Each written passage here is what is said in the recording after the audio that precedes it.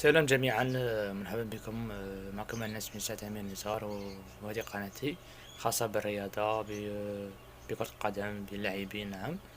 إن شاء الله سوف نتعرف على ماهية أو مفهوم أو ما هي الرياضة، أو سوف نختار يعني رياضة معينة، ألا وهي اليوم خاصة بكرة القدم. كرة القدم هي الأداة الوحيدة المستخدمة في لعبة كرة القدم.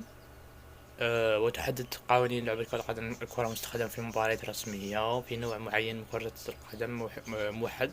يعني في كرة القدم يعني نستخدم الحجم، الوزن، المادة مصنعة منها. اكتشفت كرة القدم في بداية الأمر من ركل آه، كرة أو قربة مصنوعة من جلود الحيوانات، ومع مرور الوقت تطورت كرة القدم إلى ما تبدو عليه اليوم، حيث كان الاكتشاف تشارلز غوديير طريقة تقوية المطاط أثر كبير في تصميم كرة القدم وتطورها في الزمن الماضي. وحاليا تقدم البحوث التكنولوجية والدراسة العلمية تحسين أداء كرة القدم وتطورها.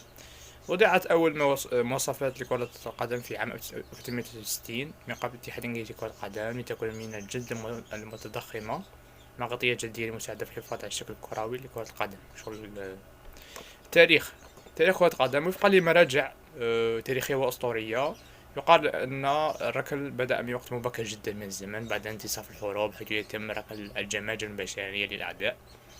وفي الفترة من عام 255 قبل الميلاد إلى 220 بعد الميلاد لعبت لعبة تسمى تشو تسو في الصين، تعتمد على ركل الجلد، يعني مستخدم من الحيوانات بعد ربط القطبين بواسطة الخيط. وذكر مؤرخين بعض الطقوس المصريين القدام تشابه ركل كرة القدم، كما ذكر أن كلا من إغريق والرومان لعبوا ألعاب تطابق الحمل وركل المجسم شبه كروي.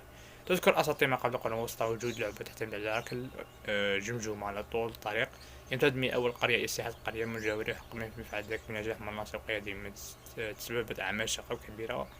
وقفت هذه اللعبة.